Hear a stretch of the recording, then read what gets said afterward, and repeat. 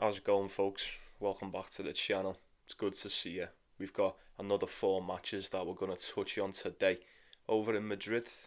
We'll get into that very shortly. Like the video, get yourself subscribed to the channel if you're not. I'd appreciate it if you did.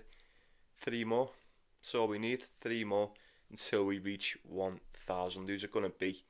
You know what to do. Get yourself involved.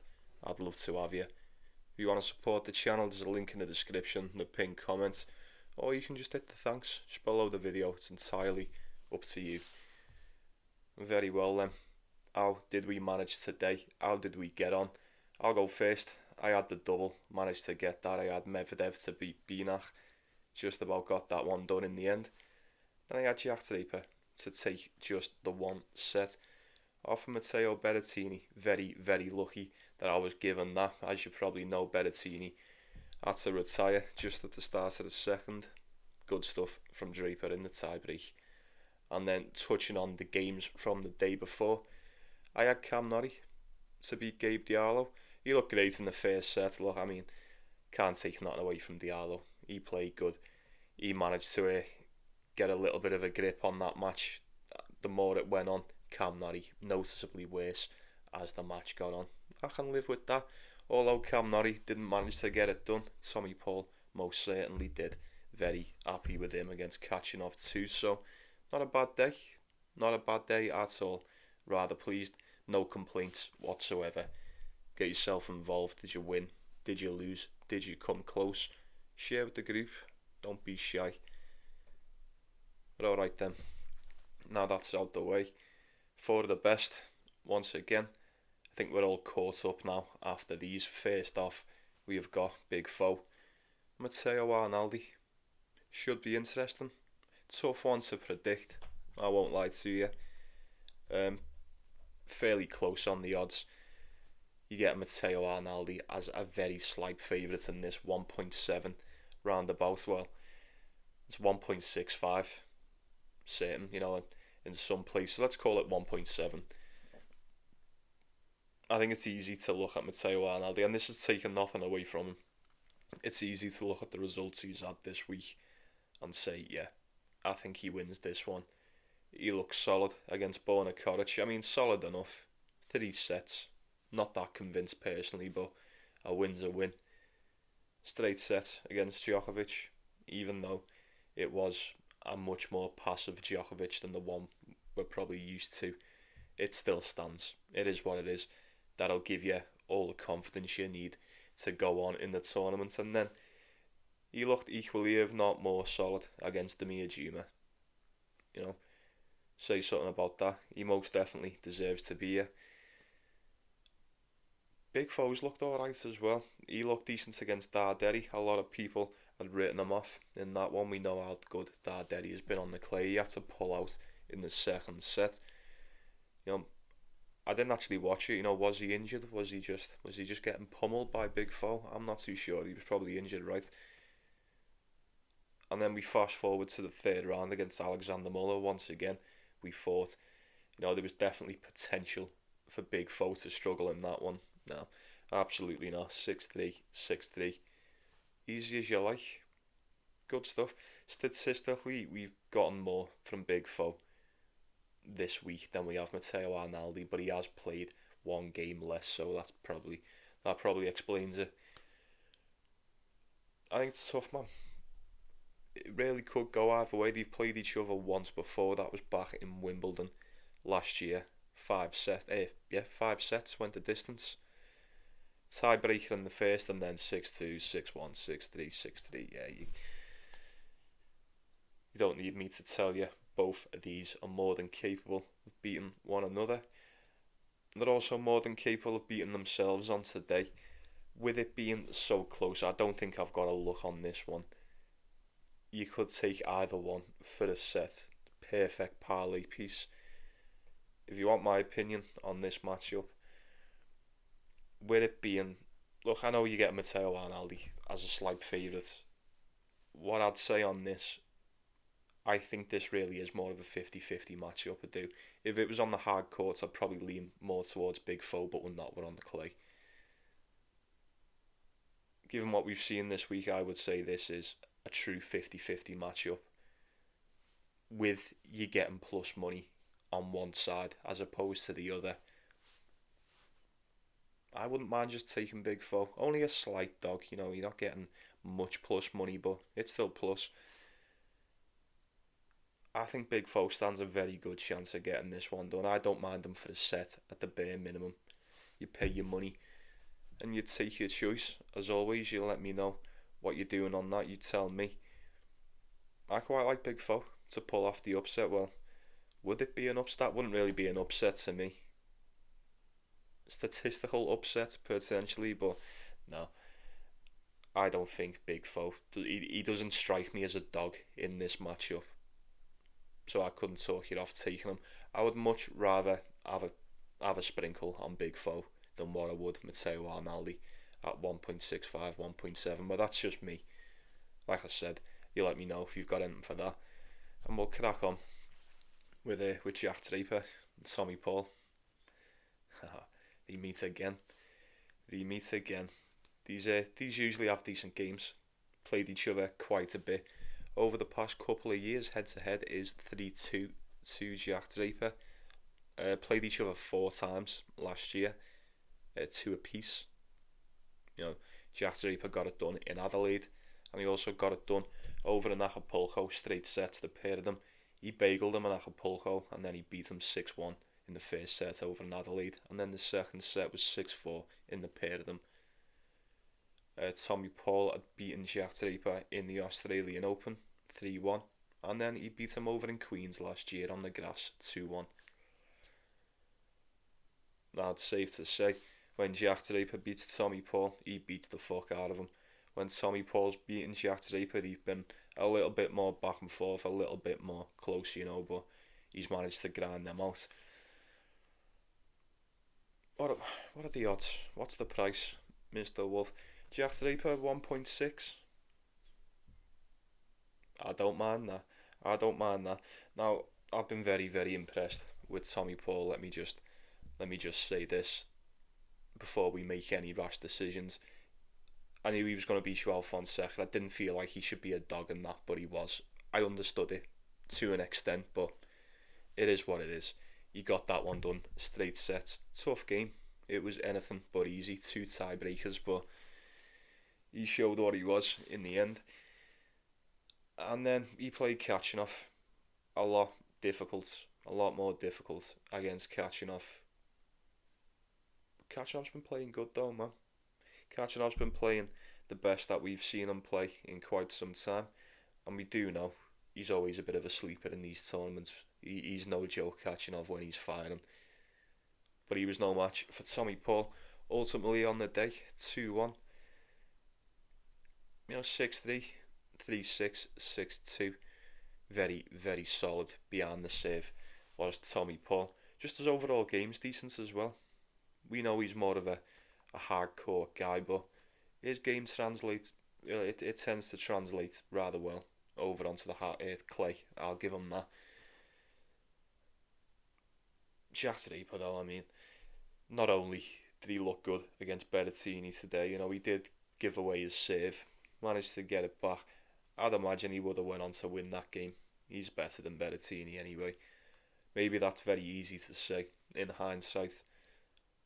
Did sort of benefit from him retiring, you know, it's an extra set that you don't have to play. But not only that, he looked really good against Talon Griekspoor as well. Some of us said in the comments in previous video, I admit it myself, he looked a lot better than what I thought he was. Not that he was gunny, but I thought he could have struggled a lot more. Talon Griekspoor has tendencies to drag you through the shit sometimes if he wants to, but he was no match for Jack Draper then. Now you already know what I'm gonna say. Obviously, you probably knew what I was gonna say before I even started to talk about this one. I'll admit maybe there's a little bit of bias amongst this one. There usually is with Jack Draper, but you've got to back your boy. But you have to admit I've got good reasons for it. I haven't just told you to back a shithead over the past season. and he's just killed us off. He's done absolute bits for us all year. You know he has. If we're going to trust anyone, or if you're going to trust in me when it comes to trusting anyone, you're probably going to do it with Jack Draper. Am I wrong? No, absolutely not. Now, given that Tommy Paul has played as good as he has so far in Madrid, I don't think it'll be easy for Jack Draper. I think these share similar characteristics on the court, they really do. Probably both move about just as well as each other. You may give the edge, a slight edge to Jack Draper in that department. Really, really big, really solid behind the serve as well. I just think, like I do in most instances, I think Jack Draper's got just a little bit more in the bag than Tommy Paul. I do. On the day, and especially at that price, it's the ideal parlay piece. If it was a little bit better at 1.7, you just take it straight. Maybe even just take him on the spread if that's not good enough for you. 1.5. What's that? 1.5 is just a money line anyway, isn't it? Pretty much round about. I'll be back on my boy in this one. Jack Draper squad. Look, if you don't want to take him straight up, I will say this. While it's around 1.6, maybe a little bit more, you can still get around 1.2, 1.25 for Jack Draper just to take the one set. Now, I'm okay with taking him outright, I really am, just to win this straight up. But I'm going to assess the situation while I'm uploading the video, and I just may, take him for the one. That's just food for thought. But you tell me, what are you doing on that? Next up, we've got, not going to go with Dimitrov. Gabe Diallo should be a good one. Not a lot to say about Dimitrov, it's the same stuff. Every time in it, what do you want me to say? Just repeat myself on and on. Oh, he's like my favourite player, I love Dimitrov, this and that. You know how I feel about Dimitrov. He's my boy, he's my guy, and he has been for quite some time. He still is as well. He plays some shit hot tennis. He plays some really, really attractive tennis. You've got to give him that. And he's looked solid as fuck over in Madrid as well. Not only in Madrid, he's played really well coming over onto the clay. He's went 5-1 on the clay so far this season. Gabe Diallo 6-4. I thought Dimitrov looked really good against Nicolas Jarry. And although it was a bit of a long shot, bit of a shot in the dark, there was a couple of possibilities that could have went sour. That could have definitely went pear-shaped for Dimitrov on the day. Nicolas Jarry coming off a very good win against Daniel Altmaier. But no, Dimitrov just said, no, not on my shift, straight sets. And then once again with Jacob Fearnley, another decent game. Jacob Fearnley's been playing really good so far on the clay. He's been playing decent so far this season as a whole. No match for Dimitrov. Bit of a better showing than Nicolas Jarry, but still, straight sets, easy as you like, calm as you like, what you'd expect. Gabe Diallo, man, this guy really is the luckiest loser. And I say that in the politest way possible. Couldn't even beat Borna Koric, couldn't take a set off Borna Koric. Slaps the shit out of Zizou Bergs as a belter against Kamil Majerak. That could have went either way. 3 sets, it was very fine margins. And then, once again today, look, you'd look at the result on paper. If you didn't watch it, you'd go, that looked like a close one too against Cam Norrie. Cam Norrie slapped him up in that first set. I thought it was going to be 1-2 and done. No. Like I said at the start, Gabe Diallo just got a little bit of a grip, got it older Cam Norrie as that match got on.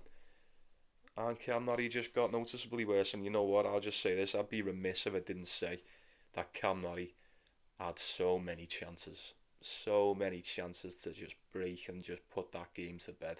Chance after chance after chance just went passing by. And I can't help but feel like if that was anyone with a little bit more composure and a little bit more fucking guile about them, that would have been curtains for Gabe Diallo right there and then. I'll admit he's played really well, played some solid tennis, and considering, like I said, no offence, he's not even supposed to be here. He's most definitely made a statement in the last 3 games. But you can't fault me for thinking that this is most likely the end of the line for Gabe Diallo. I don't think he's going to get past Grigor Dimitrov.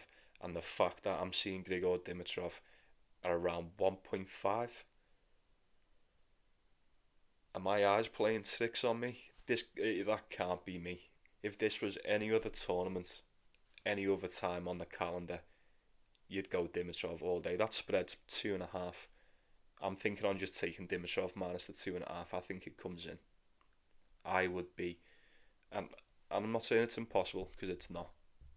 It's somewhat doable to an extent, but I would be very, very, and I say it again, very shocked if Gabe Diallo was to pull this one off and get it done against Grigor Dimitrov today.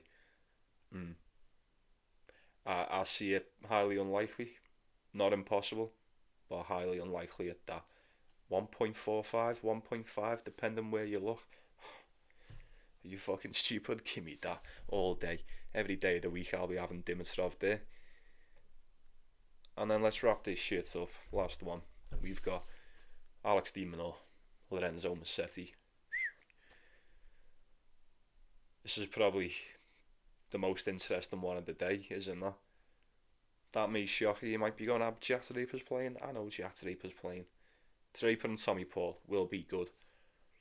Will it be as hyped and as entertaining as this one? I'm not too sure. I really do think this is the prime time match of the day.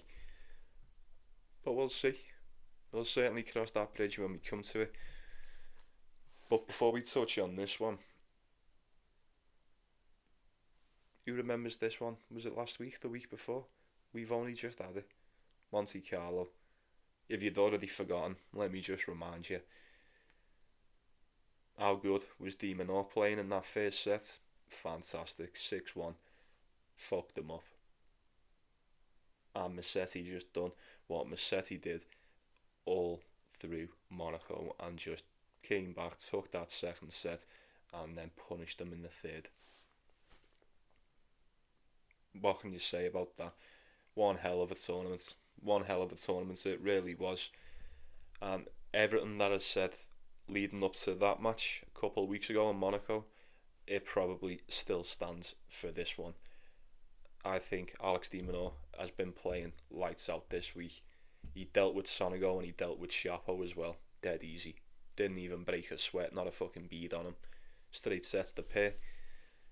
Same goes for Lorenzo Musetti. He looked solid first time out against Echeverri, and then he looked even better against Tsitsipas today. He was a dog, only slightly, but he was a dog against Tsitsipas today. Didn't feel like it.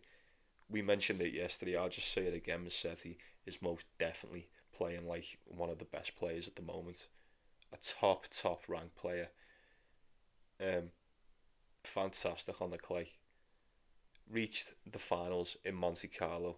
Playing now, he played really good, but you know what I mean when I say he weren't exactly playing his best. He was just, I'm not gonna say getting lucky, but he was just scraping these comebacks and just, yeah, he was just winning.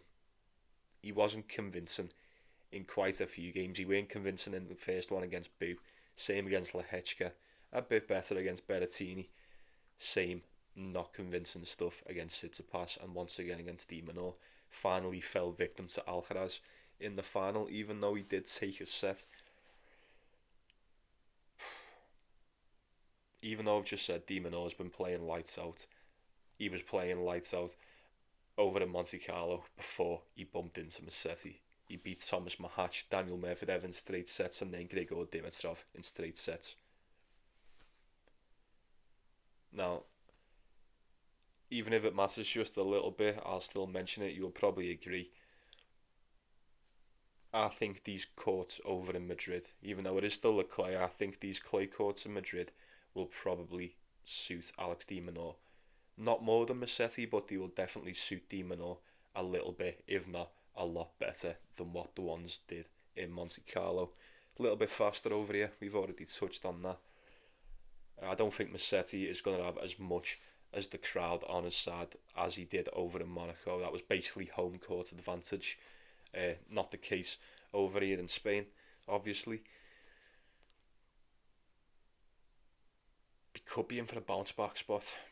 At Di Minaur. I said it for the first match, and I'll say it for this one as well. It rings true because the odds are pretty much identical. Minaur around 1.7, Musetti around 2.2. Both have been playing fantastic. We have just seen it a couple of weeks ago. It went the way of Musetti. Now, statistically, I think Musetti is operating at a slightly higher level than what he was the other week in Monaco. Well, that's just my opinion. It was enough for him to derail Minaur back then. Minaur's playing just as good as what he was in Monte Carlo, if not better himself. I think this is more like a 50-50.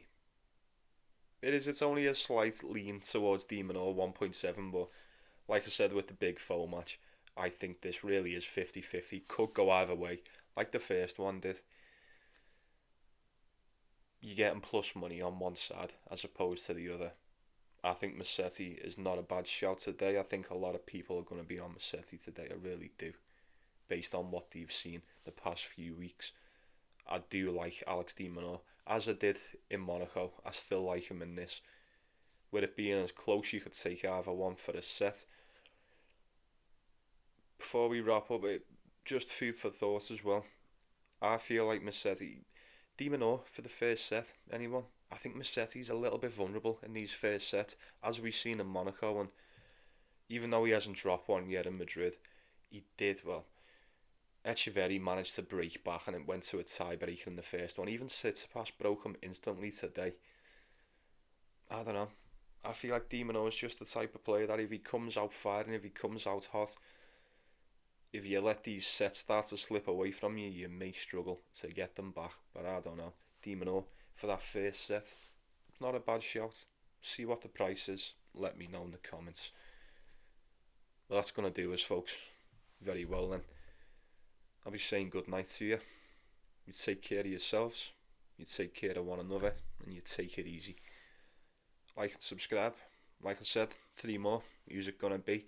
I can't believe we're at 1,000. I can't believe we're here already. It hasn't been that long at all, has it? About 1 full season, and then about not even halfway through this one. Very, very pleased with that. Rather proud of what we've managed to accomplish so far. Just keep going, eh? Just keep doing our shit, keep hammering the nail. I appreciate each and every one of you. You know that. Stay beautiful. Let me know what you're going for. Best bets, all that stuff. If there's anything I'm going for personally, it will be pinned. If it's pinned, it's pinned. If it's not, it's not. But with that being said, I'll see you in a bit. Let's go get that cash. Once again, enjoy the matches today, and I'll see you all tomorrow.